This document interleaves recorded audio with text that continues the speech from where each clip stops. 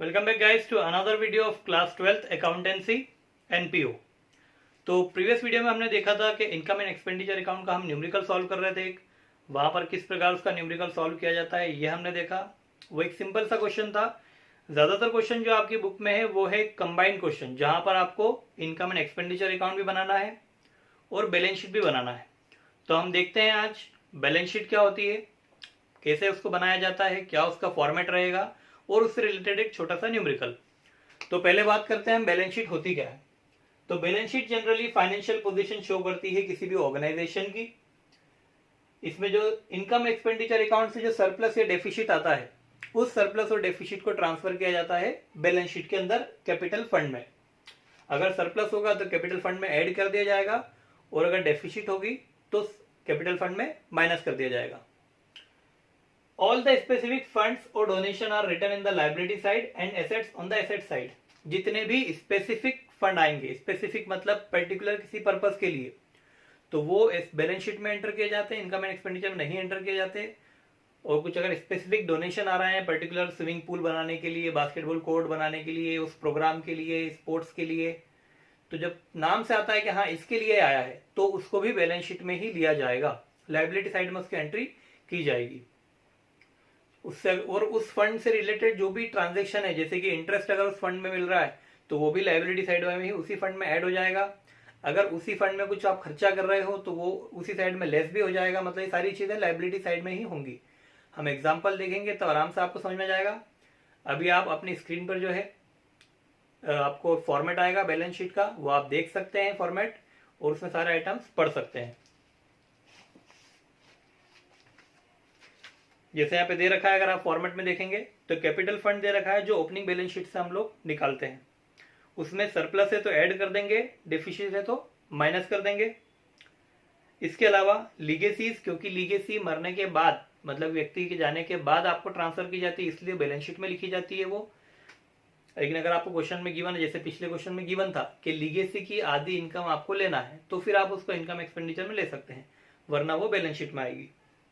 Entrance fees इसमें आ रही है, लाइफ मेंबरशिप फी जो है वो इसके अंदर आ रही है, और स्पेशल फंड जो भी आपको दिया गया है स्पेशल फंड, वो स्पेशल फंड में इसमें आ जाएगा। अगर स्पेशल फंड में और भी डोनेशन मिला है एक्स्ट्रा तो वो भी उसमें ऐड कर देंगे।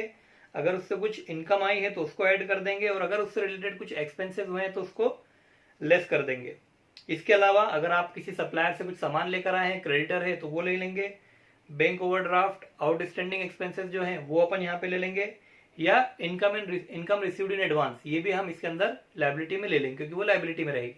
मतलब नॉर्मल बैलेंस शीट जैसी आप बनाते हो वैसे ही बैलेंस शीट आपको बनानी है। सिर्फ आपको एक ही बात का ध्यान रखना है, वो ये है कि अगर कोई स्पेसिफिक फंड या स्पेसिफिक डोनेशन मिला है तो उसको हमें इनकम ना मानते हुए उसको हमें लायबिलिटी में लेना है, और उस स्पेसिफिक फंड से रिलेटेड चीजों को भी हमें लायबिलिटी के अंदर ही एडजस्ट करना है। सिर्फ यही अंतर है इसके अंदर, ठीक है। तो फॉर्मेट भी आप लोगों ने देख लिया। अब हम लोग जो है एक न्यूमेरिकल स्टार्ट करते हैं, जो है हमारी एक्सरसाइज का एनसीईआरटी बुक की क्वेश्चन नंबर 4। क्वेश्चन आपकी स्क्रीन पर आएगा, आप देखिएगा क्वेश्चन, हम ट्राई करते हैं इसको सॉल्व करने का। तो क्वेश्चन है हमारे पास में question number 4, page number 53। Following is the information given in respect of certain items of a sports club. Show these items in the income and expenditure account and the balance sheet of the club.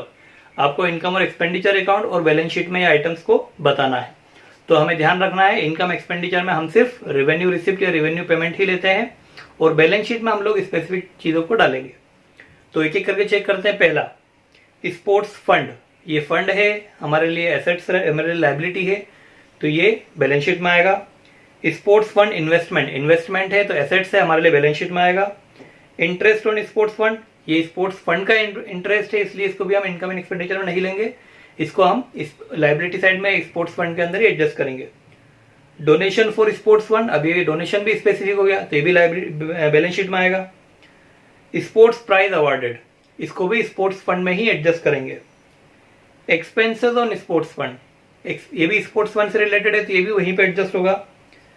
फिर आएगा क्या, income expenditure में आएगा क्या, फिर देखते हैं। General fund, ये भी फंड है, लायबिलिटी हमारी बैलेंस शीट में आएगा। जनरल फंड इन्वेस्टमेंट, इन्वेस्टमेंट है तो एसेट्स में आएगा। लास्ट बचा है interest on general fund investment. हाँ, अभी लास्ट एक ही बचा हुआ है और यही हमारा इनकम एक्सपेंडिचर में आएगा कि जो जनरल फंड था, नॉर्मल सा जो फंड आया था, उससे जो हमें इंटरेस्ट मिला वो हमारे लिए इनकम हो जाएगी। तो वो है हमारे पास 8,000 रुपीज। तो ये आएगा हमारे इनकम साइड में, इंटरेस्ट ऑन जनरल फंड, वो है हमारे पास 8,000 रुपीज। बस यही हमारे पास में आएगा, 8,000 रुपीज का जो इंटरेस्ट है हमारे पास, यही हमारे पास में रहेगा। अब इधर देखते हैं बैलेंस शीट, और कुछ आइटम तो है नहीं जो आप बैलेंस करना पड़े, तो ये लास्ट आइटम अपने पास था एक ही, ये हमने यहाँ पे कर दिया। इसके अलावा अब आते हैं हम बैलेंस शीट पे। तो जितने भी फंड है वो हम इधर ले लेंगे और जो इन्वेस्टमेंट है वो हम उधर ले लेंगे। तो पहला है वो है स्पोर्ट्स फंड। तो यहाँ लिखते हैं पहले अपन स्पोर्ट्स फंड। अब स्पोर्ट्स फंड में ओपनिंग बैलेंस है हमारे पास, ओपनिंग बैलेंस ये दे रखा है हमें 35,000। यहां लिखेंगे हम 35,000, ध्यान रखिएगा ज्यादा अमाउंट है देख के नीचे एक लिखेंगे। फिर स्पोर्ट्स फंड इन्वेस्टमेंट, अब ये इन्वेस्टमेंट है तो इन्वेस्टमेंट एसेट्स में आता है, यहां लिखेंगे हम स्पोर्ट्स फंड इन्वेस्टमेंट, ये होगा हमारा 35,000। फिर है इंटरेस्ट ऑन स्पोर्ट्स फंड, तो ये ऐड हो जाएगा यहां पर, add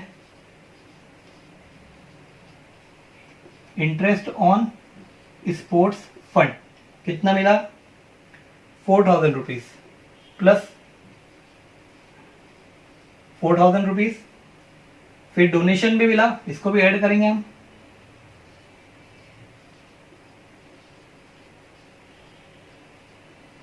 donation for sports fund, donation मिला हमें 15,000 का, प्लस कर देंगे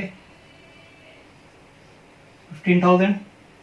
फिर है स्पोर्ट्स प्राइज अवार्डेड। अब स्पोर्ट्स प्राइज जो है हमने अवार्ड करे हैं, मतलब दिए हैं, तो खर्चा हुआ हमारा, तो माइनस हो जाएगा, लेस स्पोर्ट्स प्राइज, कितना माइनस करना है हमें 10,000 रुपीज। और एक्सपेंसेस ऑन स्पोर्ट्स इवेंट, उस स्पोर्ट्स इवेंट पे हमारे कुछ खर्चे, एक्सपेंसेस भी हुए, खर्चे भी हुए, वो भी हम लेस कर देंगे, less expenses on sports fund, ये है हमारे 4,000 रुपए। ठीक है। फिर है जनरल फंड, जनरल फंड आ जाएगा हमारा यहां पर,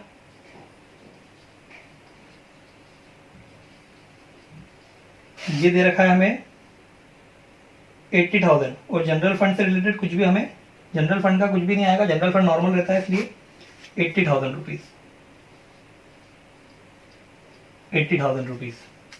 अब यहां पर इसका टोटल करते हैं अपन 35, देखो 10, ये 4 से 4 चले गए, यहाँ पे 15 माइनस 10, 5 बचा, 35 और 5 40,000 रुपीज। तो यहां पर भी आ जाएगा हमारे पास में जनरल फंड इन्वेस्टमेंट,